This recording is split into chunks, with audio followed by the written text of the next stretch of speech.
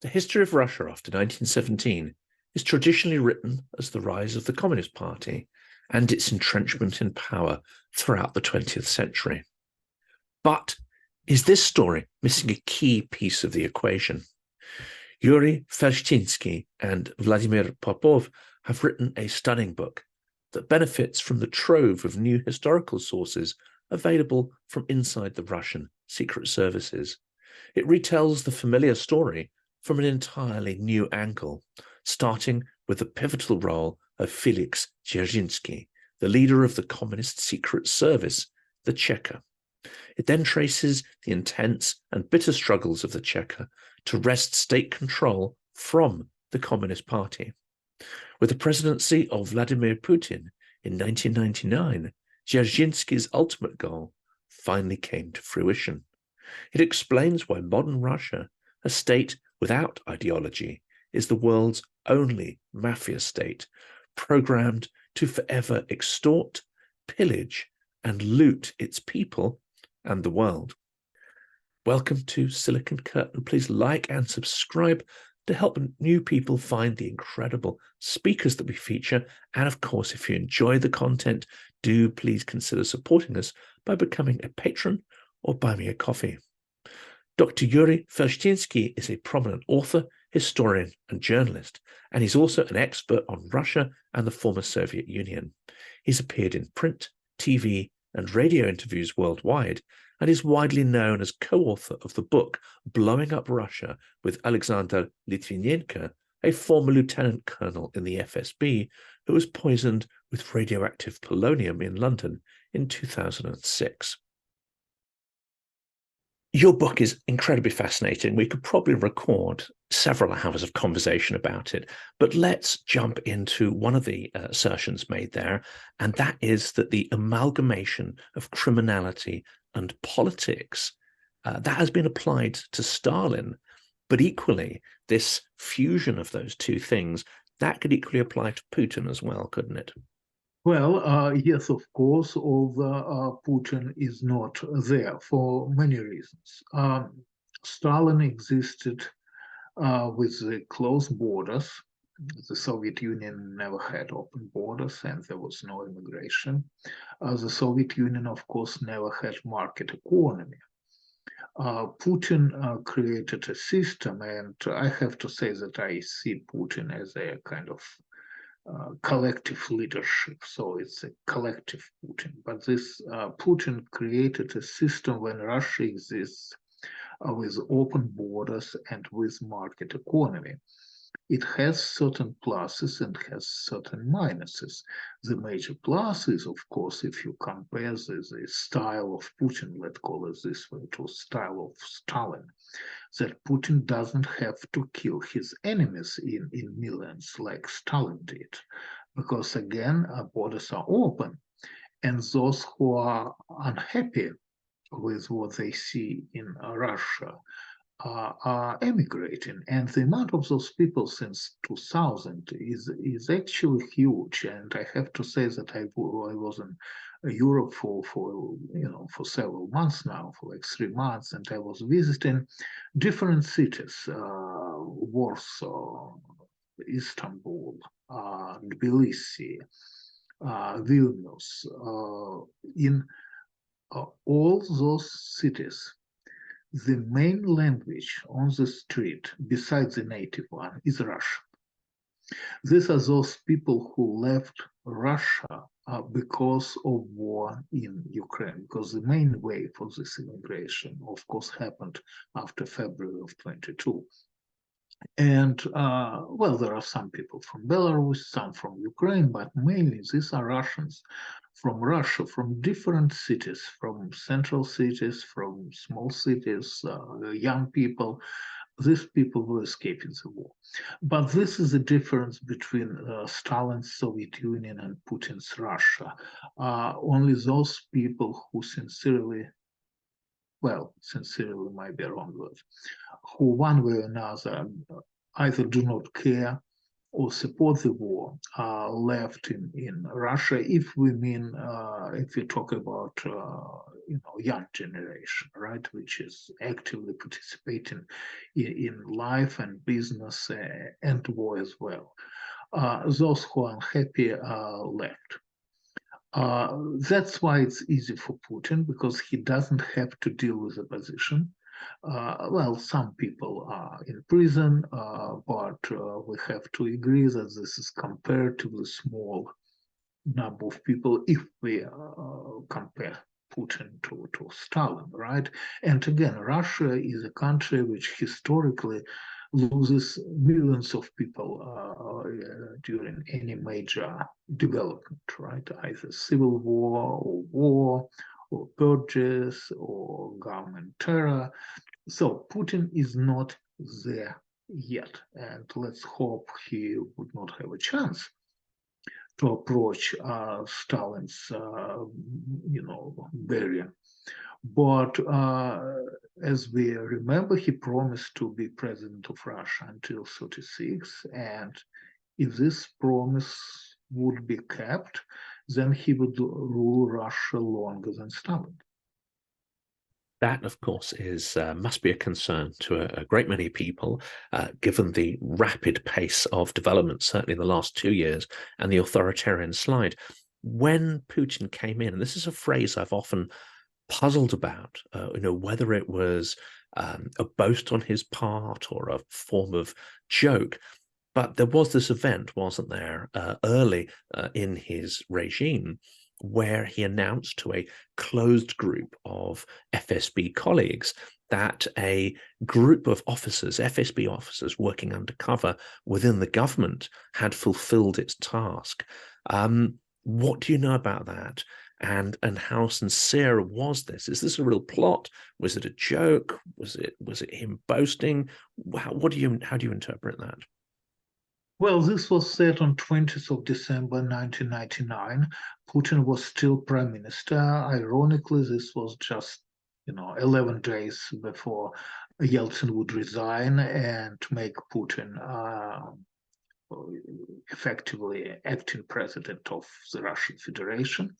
And here's the story. Putin, of course, was a lucky one. What I mean by this is the following. Yeltsin was put in a position by 1999 when everything around him was so much controlled by the FSB, but that it was actually the FSB who was choosing the next president of Russia.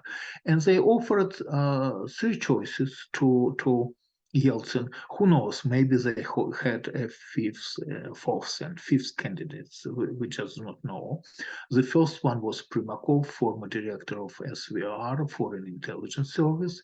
The second one was Stepashin, former head of the FSB. Those days the title was FSK, Federal Security Counterintelligence, something like this. And Yeltsin was not happy with Primakov and with Stepashin. The third choice was Putin, and that's what Yeltsin liked. We do not really know what he liked, what he saw in Putin. This was obviously a terrible mistake which he made as a state leader.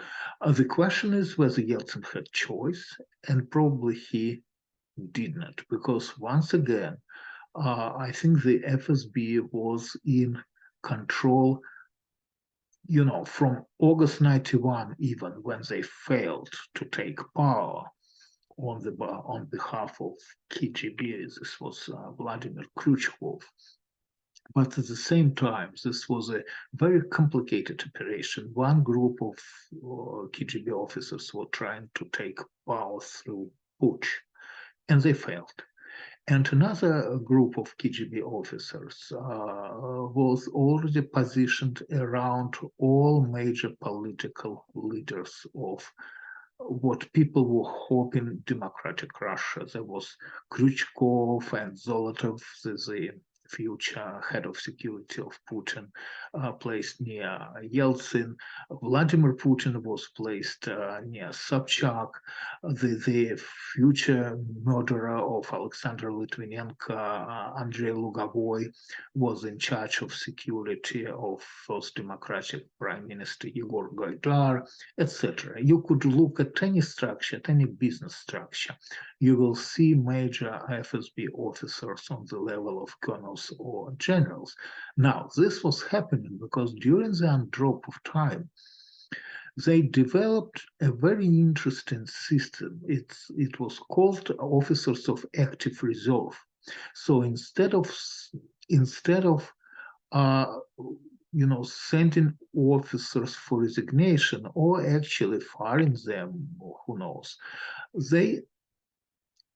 they sent them to work within civil service of the society, right, within civil sector of the society, as if you are sending a spy abroad.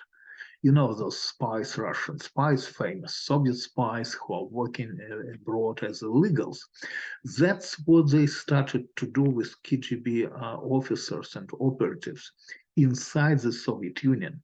Now, I remember my last interview with Oleg Kalugin, former KGB general, who softly defected to the United States and lives in Washington, D.C. And he kind of said that, the KGB was the largest special service in the world with the largest budget for secret services in the world. That's what we are dealing with. We still do not know what the budget of this organization is. We still do not know how many people work for this organization. It's a huge organization. The FSO structure, for example, Federal Security Service, which guards leadership of the Russian Federation, has 40,000 people, for example. Right, so it's a huge organization, and after 20 years of power, now they sincerely believe that they are Russia, that FSB and Russia are kind of equal partners owning the state, right? And so when Putin was saying that, he was not joking, although he smiled and everybody in the room smiled and kind of laughed and applauded.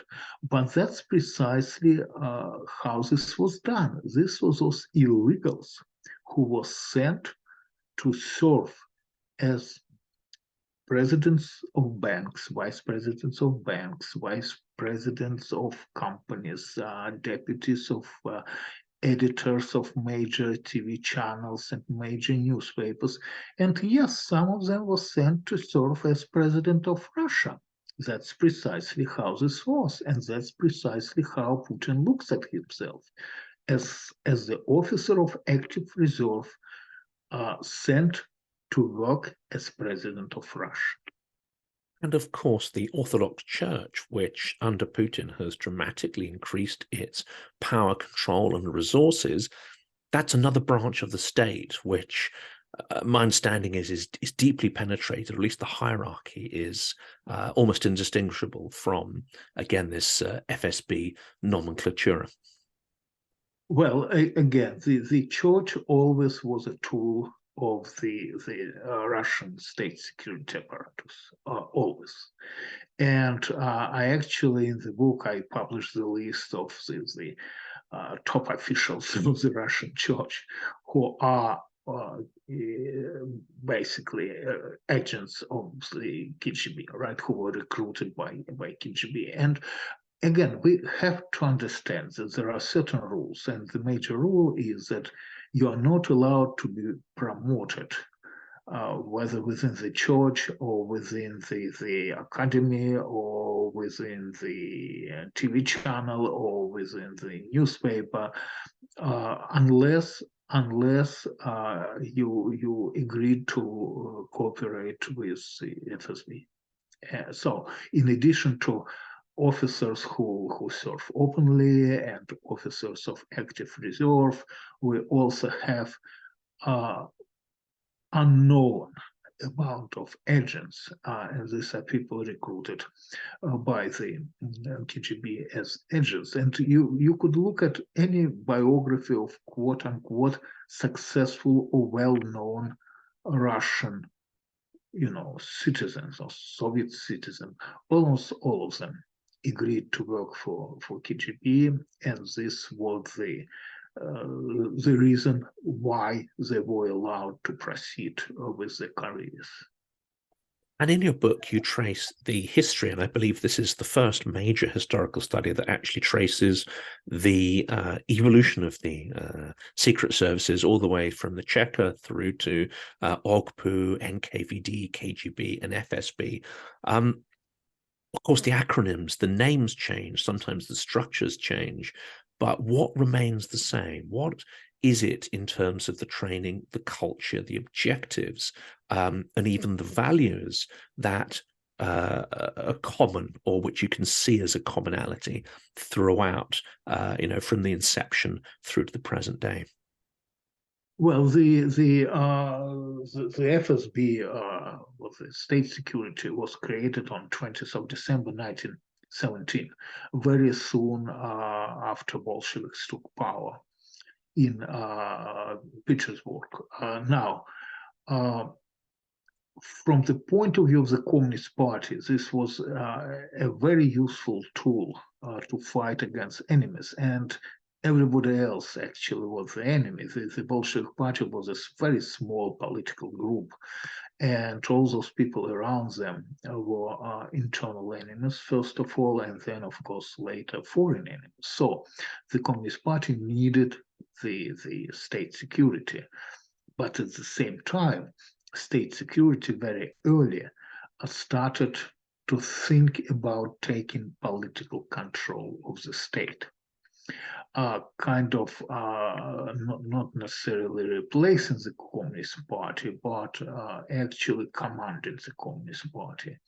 And this was realized very quickly within the Communist Party, and everything what we know about history of the Soviet Union, we have to see through this light, right? The bloody struggle between the Communist Party and the state security. And when I say that this was bloody struggle, I mean, this was really bloody struggle. We are talking about dozens of thousands of people, maybe even hundreds of thousands of people executed as a result of this struggle. The last executions were conducted in 1956, not in 1937, not in 1953 until Stalin's death, right? But in 1956. Until 1956, the Communist Party still was executing high-ranking officers of the state security. That's how dangerous they were for the ruling Communist Party.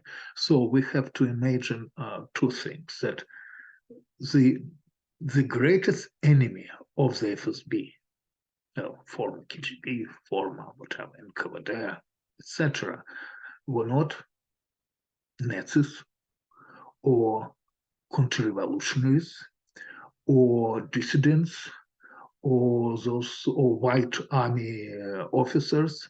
The main enemy of the Russian state security, Soviet state security, was the Communist Party of the Soviet Union.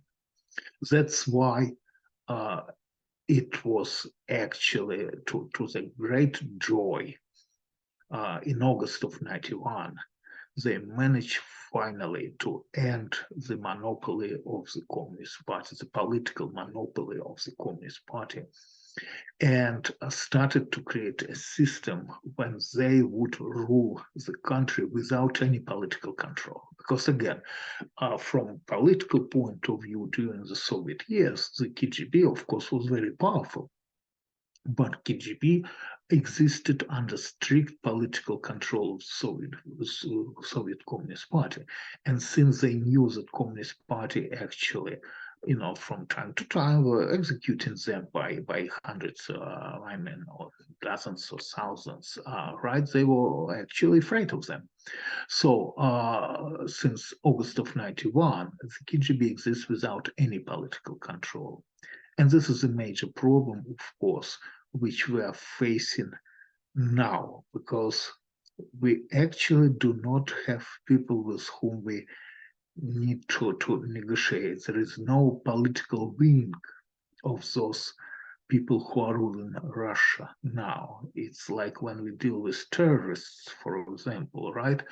We always, and you know this in Britain quite well, when you were dealing with, for example, Irish terrorism, right? You always were looking for a political wing of the Irish Republican movement, right? Because these at least were people hopefully with whom you would be able to negotiate.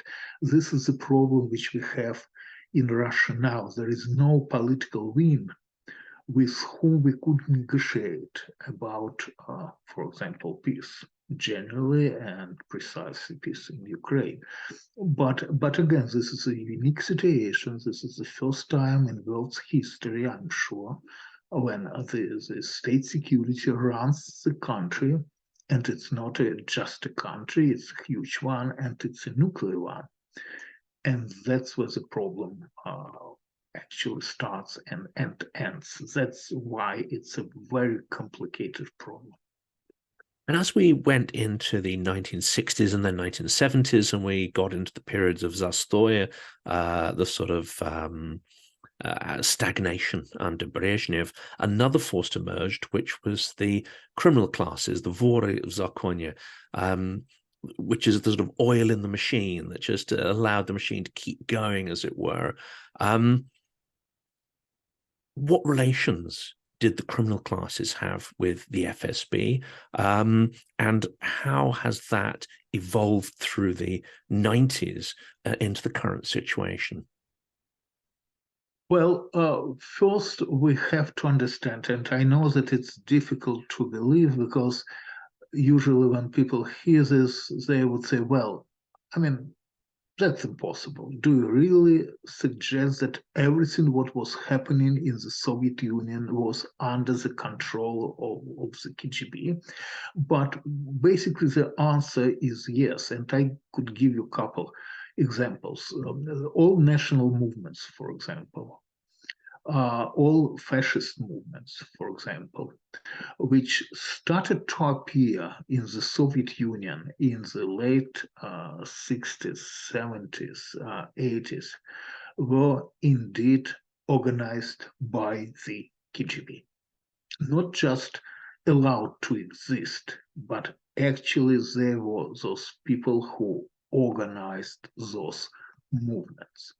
The same is true about criminal world. Well, criminal world, of course, existed, but the organized crime was always under control of the KGB. And at one point during 90s, of course, when the Soviet Union collapsed, when market economy started to appear, when a lot of money appeared in circulation, yes, of course, this was a period when many things went out of control and criminal world, started to grow and increased dramatically, and all those vory zakonya, right, became kind of legendary figures, portrayed by movies and books. But then at some point, they kind of disappear. And the reason why they disappeared is because the KGB, the FSB, finally managed to take the situation entirely under control. So many of them, we have to say, many of them were cooperating with the FSB. prior to this full control or destruction, many of them were recruited by the FSB. Many of them were used by the FSB for their operations. But at the end, it's not that they like disappeared, but yes, they disappeared, but they disappeared because the FSB finally took everything under their own control, under their own roof.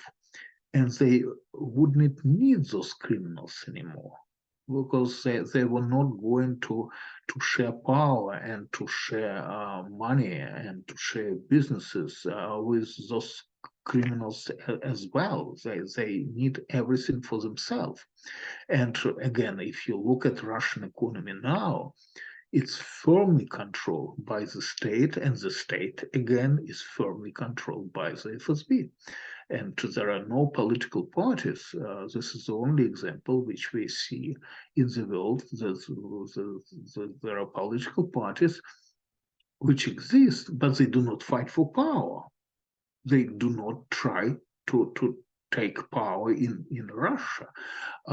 That's, again, this is another problem, because there is no partner for negotiations. And when we discuss if Putin is going to stay as a president or if he would leave as a president, the problem is that there is really no one around, because all those people who were around, they were with time destroyed or expelled or put to prison, or some of them were killed, like Boris Nemtsov.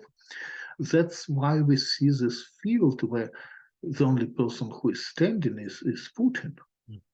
And this, I think, is something that is poorly understood, because in the West, a lot of commentators will try to impose our framework and our values and our institutions and try to interpret Russia through those. So when they see figures who are nominally liberal, still in some respects on the media and so on, I'm thinking here particularly of Ksenia Sobchak and others.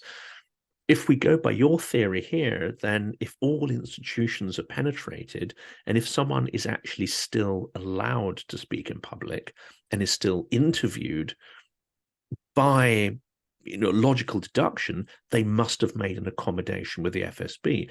So if Russia does have, let's say, a future liberal leader out of the people who haven't fled the country or are in prison, that probably is a continuation of the same puppet figures, even if superficially they were liberal.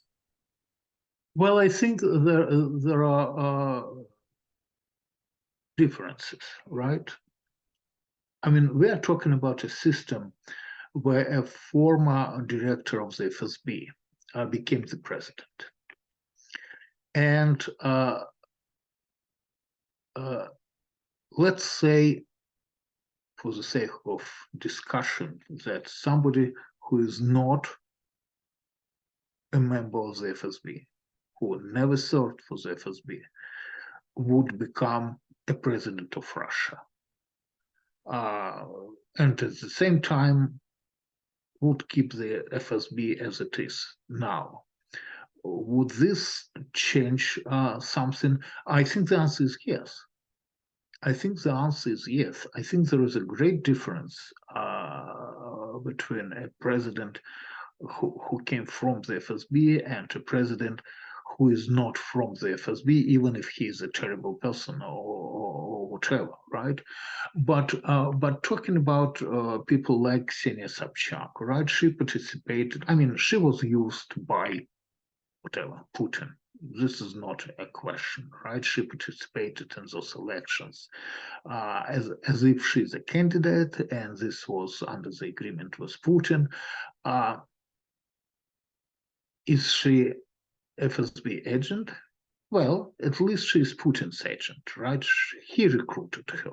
He recruited her to work for him, right? And that's what she does. So, and there are a lot of FSB agents, right, who exist and who function in Russia today, and they're not FSB officers, but they are people who recruited by the FSB or personally by Putin, because ironically, That's what Putin is doing when he's talking to people. He's not just talking to people, he's recruiting them. This relates to everybody, including state leaders. And by the way, some recruitments, were very successful for Putin. And we could name several people whom he definitely recruited. But the nature of this structure is that unless you're a member of them or recruited for them by them, you're the enemy. And that's what is important to understand, right? You're either with them or you are against them. This is the old Soviet saying, of course, but in contemporary Russia, it has very, practical, real meaning. And there's a deep paranoia that underpins that. If we go back to the origins of the KGB, is that more likely to come from the character of the Bolsheviks as, terrorists, bank robbers, etc., an extremely paranoid group, suspicious of other socialist organizations, even other extreme groups? Or is the character of Felix Dzerzhinsky more important? Where does this sort of culture of paranoia, control, power, and all the things you've described come from? Well, again, we are talking initially about a very small group of people, right? Even within the Russian social democratic movement, Bolsheviks were a minority, extreme minority. And one of the reasons they won, because everyone was refusing to believe that they have chance to survive and to stay in power. And this was one of the reasons why no one actually was kind of fighting them in the beginning, because again, no one believes that they would be able to survive politically. But they won, unfortunately, and because they were extremists, and they were extremists even within the Russian social democratic movement or within the international social democratic movement, they realized very quickly, literally the next week after they took power, that the only way for them to survive is to kill opponents. Really, to kill opponents. So that's how it all started. That's how it continued, and this never stopped. Again, it stopped in 1956, but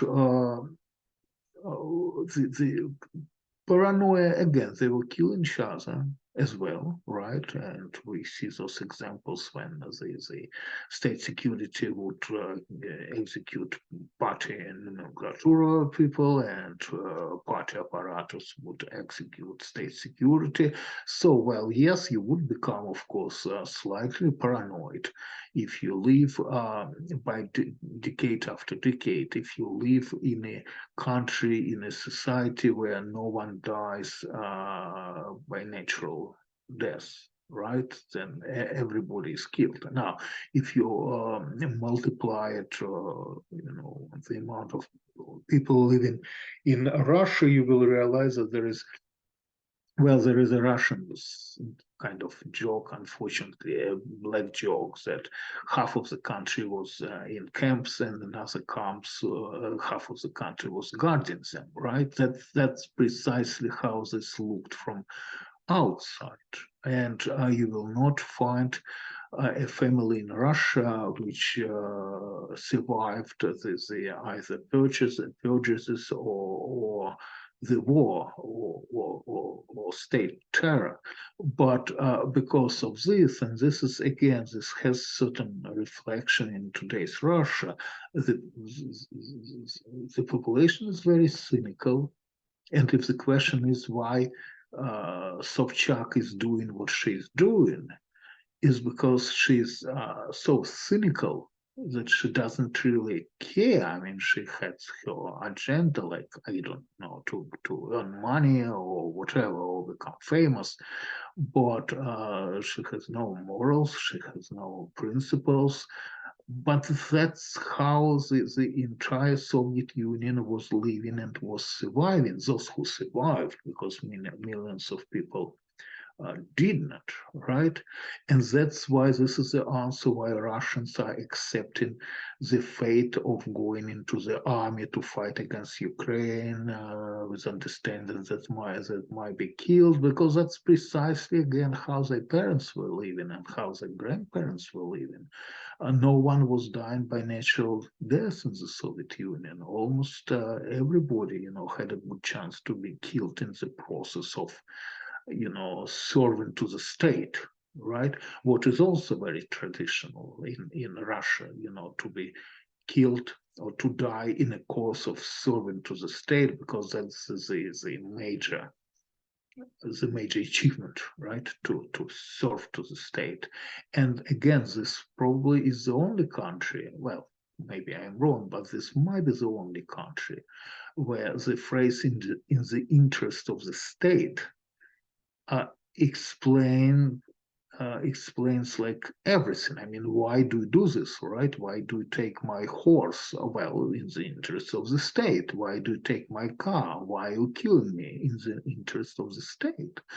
You probably would not find another country where people would accept this explanation. And in the Soviet Union and in today's Russia, it's kind of normally accepted. And you've said that Putin's regime is economical with its terror. It doesn't need to employ the mass indiscriminate techniques of Stalin, not yet.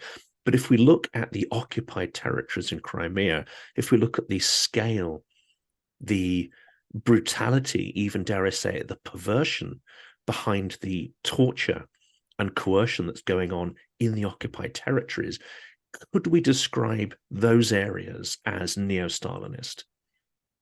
Well, yes, of course, not in terms of amount people to be killed, right?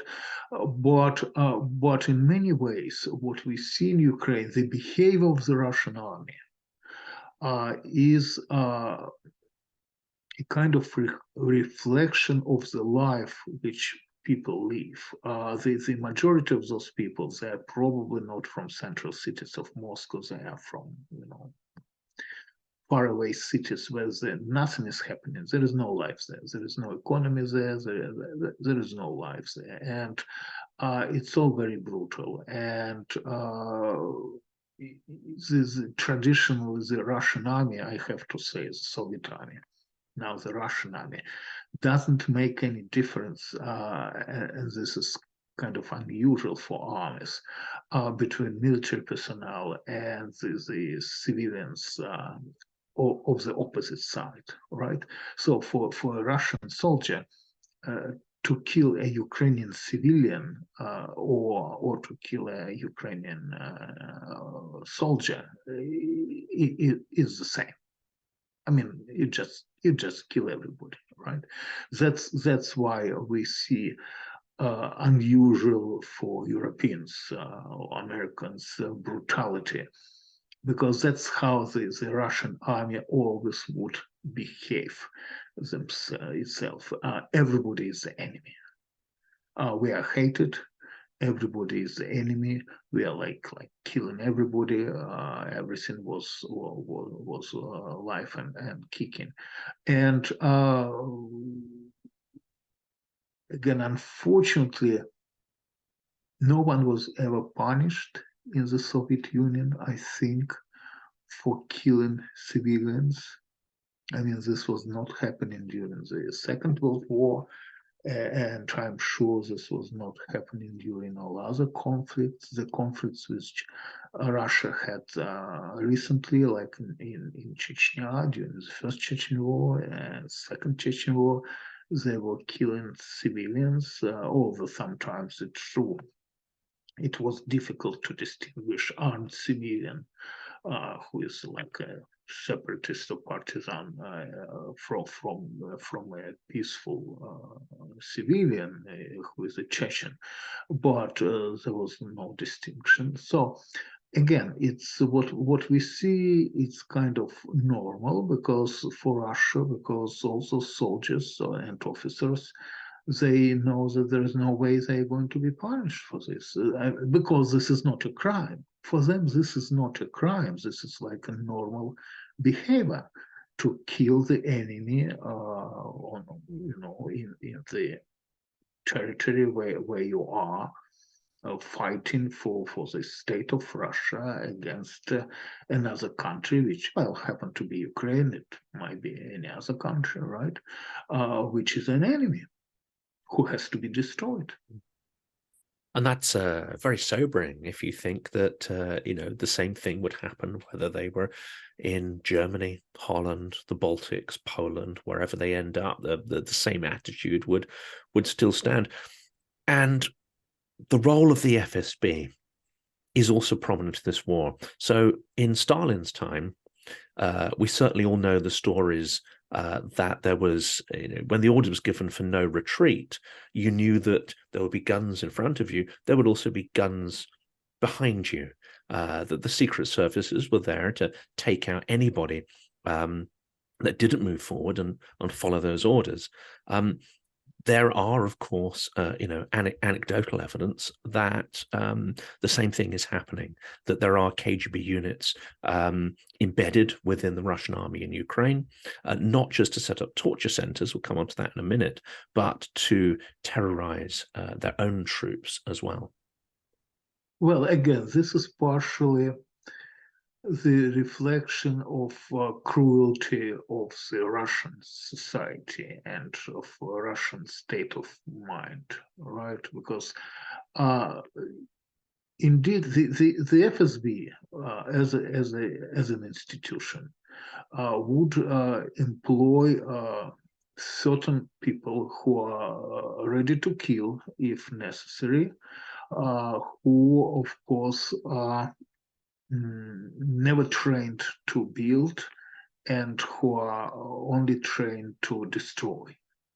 And this is, I think, is the answer to many questions, right? To destroy for them is normal, and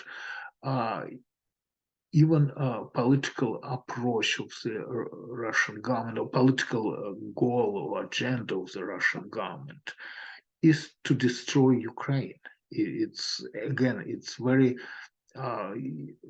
interesting because if you think about this, you shouldn't actually achieve any political goals with a complete destruction of the state which you try to occupy.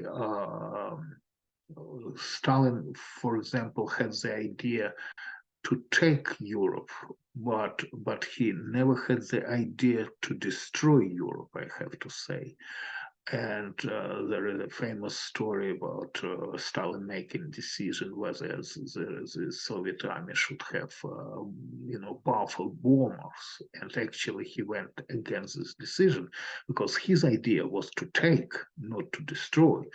If we look at the mythology of the Russian army in Ukraine, what they are doing, their idea is to destroy, not to take.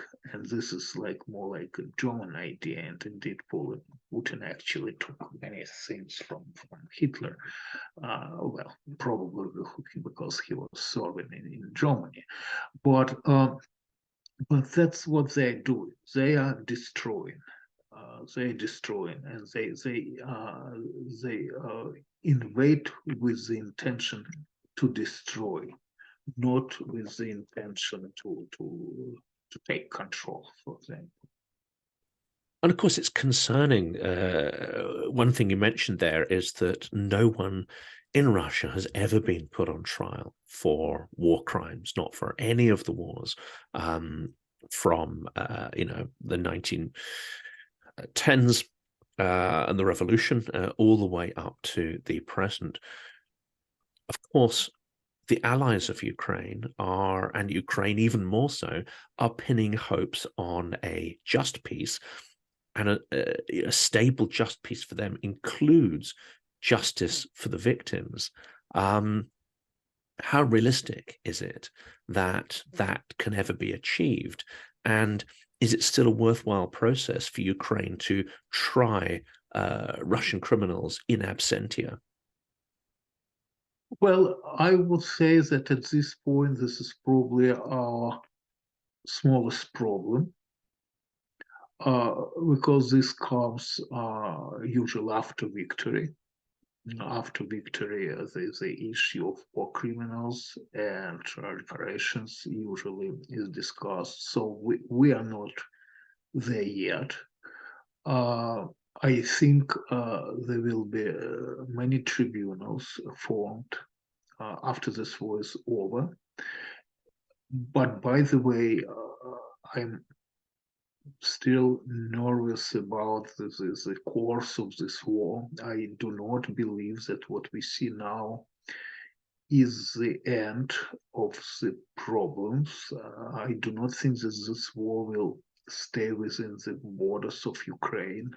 I think that the terrorist act which we've seen on 7th of October against Israel is a kind of general collapse of the peace in Europe, and I think these events are connected. I think this was happening because Russia actually is using many players like North Korea and like Iran to damage the stability in Europe and in Asia. And I think we will see continuation of this policy, and this is extremely dangerous because all these countries like Iran, like North Korea, they are also trying to become nuclear powers. And I think they have, with the help of Russia, they have brilliant chance to succeed. We've seen also Russia moving nuclear weapons to Belarus, and this creates a real danger for Europe, first of all, for Eastern Europe. So we actually see, after 600 or 1.5 year more than a war in Ukraine, we actually see further escalation of the conflict. We do not really see any real hopes. And many politicians were hoping for this, that Russia will get tired of the war and somehow would understand that this was a mistake to invade Ukraine. I do not, there was a period when we were hoping that, well, Russia will see now that Ukraine is fighting, that the West is helping, there is no quick victory for Russia, they should change the behavior. This is not happening, unfortunately, right? And indeed, we see some indications that this is going to escalate. And I actually introduced the term World War III in relation to events which started to develop in March of 1914. My book, World War III, The Battle for Ukraine, was published first in 2015, soon after Russian invasion of Crimea. But now we hear more and more politicians and military leaders, especially former military leaders who are not under obligations to sit quietly now, who are saying that the Third World War is a real possibility. And that's why, again, that's why it was extremely important in the very beginning when this war just started on 24th of February 22, to try to win this war very quickly before the crime is committed, before actually the war started, before a lot of people were killed. Now, in many ways, there is no way back. You know, Ukrainians cannot just go back after what was done to them. You know, Europe cannot go back. Ironically, even Putin cannot go back because he rebuilds the entire country for this war now, and to stop this war for him is probably impossible. And again, if we would deal with a dictatorship like Lukashenko kind, you know, then we would have a hope that as soon as Putin is gone or dies or whatever, you know, Russia would change the behavior and its policy and its approach to the world. But if I'm right, and I'm afraid that I'm right, and if I'm right and Putin is running Russia not as a dictator, but as a representative of the state security, then actually the FSB simply would replace him with another person from the FSB. By the way, when Dmitry Peskov recently, several days ago, was asked a question, who would run Russia in 24, he replied, well, this is going to be Putin or somebody like Putin. That's precisely the problem, right? Because it's not enough just to take down Putin or replace him with somebody. If this somebody doesn't have to be like Putin. If it's somebody like Putin, we're not actually achieving anything. And of course, as soon as Putin either physically or mentally weakens, that's one thing that cannot be tolerated is weakness, and he would be gone. So you've described earlier that no one dies in their beds, and Beria, you know, I knew quite a lot about the story around Beria, but what I had never read before was the role of Felix Dzerzhinsky in the decline of Lenin, possibly even the assassination of him, and the replacement by Stalin. That is an extraordinary episode, but what does that tell us perhaps about Putin's demise? It's not going to come from a popular uprising. It's probably not going to come from Russia being occupied by Ukraine and the Western powers. And it's not going to come from the political or oligarch class, but might it come from the FSB or a clique within the FSB who see him as no longer useful or fulfilling the role as their representative? And as you say, sweep him aside and replace him. How likely is that, given the history of assassination and replacement of leaders in the past? Well, I think this is not a major deal to see Putin replaced by somebody as a result of certain, you know, revolt or coup d'etat within the FSB. But here's the problem. Here's the problem. This was, of course, a collective decision to invade Ukraine. And Putin actually was saying this after the invasion of 2014. He was saying that this decision was made by Putin, Patrushev, and Bortnikov. Bortnikov is, of course, current director of the FSB. And he said the same about the decision to invade in 22, that this was a decision, you know, agreed, signed by Putin, Patrushev, and Bortnikov. Are they happy with the result? Well, I sincerely believe that you would not find a single person who had something to do with ruling contemporary Russia or on different levels and different categories who would be happy with the result after 1.5 years of war. Because whatever Russia had in mind, everything went wrong. And The idea was that no one would join NATO anymore. Indeed, Finland and Sweden did. The idea was that Ukraine would be taken in a week or in a month. And as we know, this didn't happen. The idea was that Russian language would become, main language for Ukraine again. Indeed, even Russians in Ukraine today refuse to speak Russian. The idea was that Russia will be respected and Russia is hated internationally. The idea was that Russian people abroad would feel, as if they're home. Indeed, they became refugees and immigrants in Europe, and this is not the same as before the war, when they were coming as rich tourists.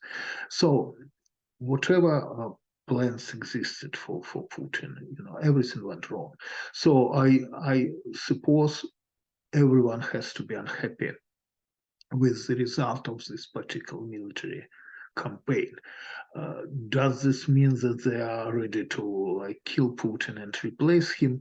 Well, probably not, because with the experience of purchases in Russia, in the Soviet Union during this period of 1918 to 1956, they probably do not want to start to execute themselves, because if they start to execute their own colleagues, then this would mean that they might be executed as well.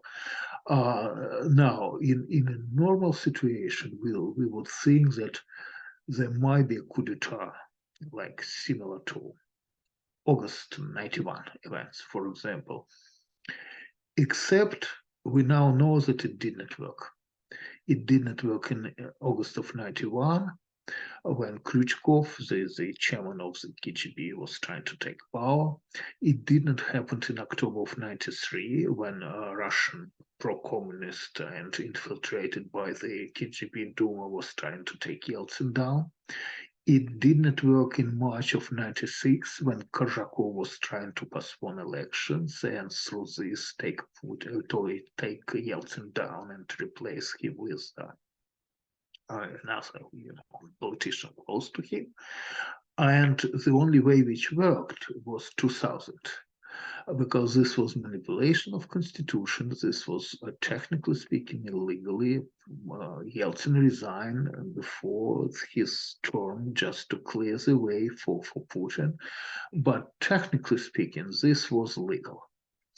And I think all those people who are thinking about taking Putin down, or that it would be, great to take him down, sincerely do not know how to do this legally, because it's not like Patrushev. Everybody is mentioning Patrushev like person number 2, and I would agree that he might be his person number 2, politician number 2, or leader number 2, but it's not like Patrushev, who is in charge of Security Council of the Russian Federation, could go to TV studio and say, "Look, guys, we just took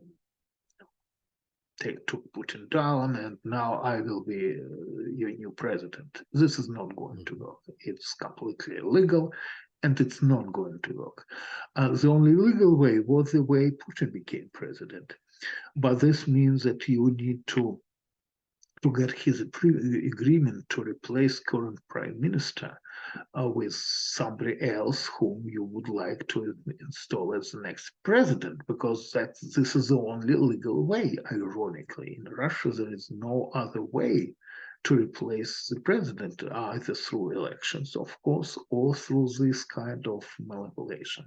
We will see what's going to happen. I am sure that if unless Putin resigns on the 31st of December, as Yeltsin did, I think we will see him as the next president of Russia in 24.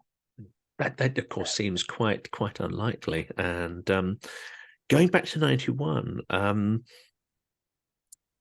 even Yeltsin, I remember some people at the time, sitting and drinking and talking to some people, and again, the Western press get very worked up on the superficialities of events. And of course, there was a certain degree of popular protest when Yeltsin stood on the tank and all the rest of it, and that process eventually led to him leading. But I do remember speaking to people at the time, even as they were clearing away the barricades and the overturned trams in St. Petersburg, which was still there on my first trip to Russia. And some people said, well, yes, there were crowds, yes, there were victims, and yes, there was a lot of bravery. But actually, behind the scenes, some people even then were convinced that itself was a stage-managed, a highly stage-managed event. One must assume with a clique or a certain wing of the KGB behind it, ensuring its success. Do we know much about the people who guided that Yeltsin revolution? Well, as I mentioned, the KGB actually conducted the operation in two stages, right? The first attempt was to take Gorbachev down and, through coup d'etat, basically declare state of emergency and, declare that now power would belong to a committee which is headed by KGB, right? It did not work, and I think the risk that this would not work was very high, and for this particular reason, there was the second, possibility, right? Or the second case was created. Then, yes, the KGB at least would get rid of the monopoly of the Communist Party. And this was the major goal of the KGB, because again, this was the major enemy of KGB. And because now, after 91, KGB had a chance to regroup, to take power, and to run Russia without any political control. And that's precisely what happened by December of 2000. Now, again, the KGB went through two more attempts, right, of 93 and 96, to take power through a different kind of coup d'etat. And again, it did not work, right? But historically speaking, they were managed to regroup and take power in a huge country in 9 years. And this is absolutely brilliant result. I mean, the entire country was taken under control after 9 years of a kind of struggle to take it under control. But again, we have to understand that the level of infiltration of KGB operatives into everything we know and everything we see and everything we use and everything we read and everything we hear is unbelievably high. For example, I give you a good example. Even before August 91, before the Soviet Union collapse, the KGB created courses for their officers, instructing them how to participate in Duma elections, the parliament elections, of different levels, right? Because there was Central Duma, of course, there were regional Dumas, there were a lot of them. And they did, and 60% of those who participated won. All right, and I believe the figure was like 5,600 something. All right, that's how many KGB officers became deputies of local and central parliaments. So they were preparing for this, serious, serious deal, serious operation to take power in Russia. They were positioning themselves. And that's why when Putin became president in 2000, in a matter of literally days, he took the entire Russia under the control of the FSB, because all those officers were already positioned. They were already there. They were already there. This is definitely the last question, because you've been extremely generous with your time. And this is the one which I think a lot of people are grappling with. I've just read Khodorkovsky's book, Как убивать дракона, How to Kill a Dragon. And there's a lot of stuff in there, but it doesn't, I think, address this central question, which is how do you rip out, root and branch such an organization that has penetrated every institution throughout the country and every structure, including the media and everything else. It seems to me that the idea of the empire, the Russian Empire, the economic system as it currently exists, the vertical of power, the FSB, everything is intertwined. And you cannot destroy the one without actually taking apart everything. So what is the solution, if there is a solution, and does it involve the complete fragmentation of Russia if there's to be any chance of destroying the power of the secret state? Not of Russia, of course, and this is very important. I think, first of all, it's important to understand what the problem is. The problem of Russia is not Russia. The problem of Russia are not Russians. The problem of Russia is the FSB, which controls the state. And yes, I think that's why nothing good was happening to Russia after 1991, because no one addressed this problem. And again, there were a lot of forces, probably, killing and banning all attempts to address this problem. But the main problem of post-Soviet Russia is that both the Communist Party and the KGB were never actually put on trial for crimes committed against Russian people during this period of 1917 to 1991. Now, if you pretend that the problem is not the FSB, but, unlike your Russian history, right? Then you would not be able to change anything. And I have to tell you that every time I read a book or read an article or listen to a person who is talking about Russian problems, if I do not hear the word FSB, and trust me, it happens very, very often. And I do not mean to say that the person would claim, well, the FSB is the greatest problem of Russia. But if I just do not see the word ever mentioned, I just think that that particular author or lecturer or journalist is either work for the FSB or doesn't really understand what's happening in Russia, right? Because this is the main problem. This is the main problem. And if we are trying to rebuild Russia, reform Russia, change Russia, it's like in post-Second World War Germany in 1945, right?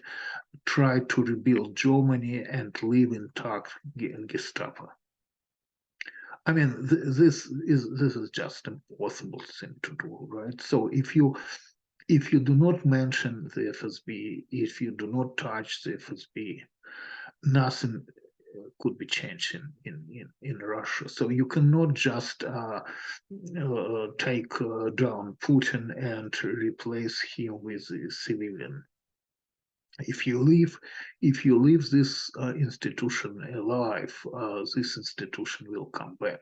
I have to say, this is the oldest institution in contemporary Russia. This is the only institution which survives the collapse of the Soviet Union. This is a very powerful structure where we have 100,000 of people working, and they're committed. They are committed to rule. They are committed to run this country. They are committed to take control of the world. And if you think that this is like kind of crazy idea, think about the theory of world revolution.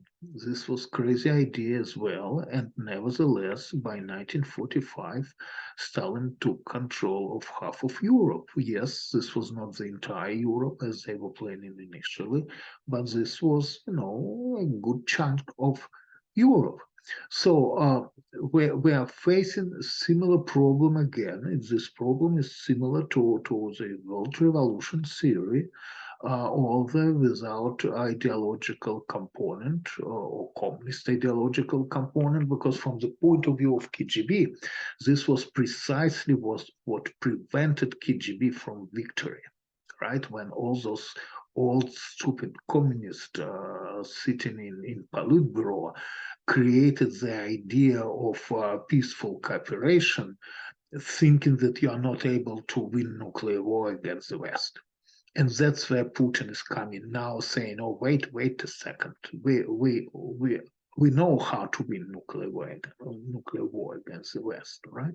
So this is coming back to us in its old danger, right? In a slightly different form. The only difference, again, major difference, is that we live now in an area in a period when nuclear weapons exist, and that creates a real danger.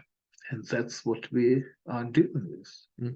And that clearly is heavily influencing decisions of US policymakers not to really take the gloves off and supply Ukraine for victory. So it's a very disturbing situation. Speaking to you is always incredibly sobering, Yuri, but I think it's incredibly important for people to understand these ideas and to understand the role of the FSB in current Russia and its antecedents through Russian history, the organizations that it's come from, the paranoia, the ambitions, and the desire to control.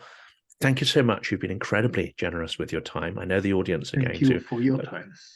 Thank you so much. And I look forward to speaking again in future. Thanks a lot.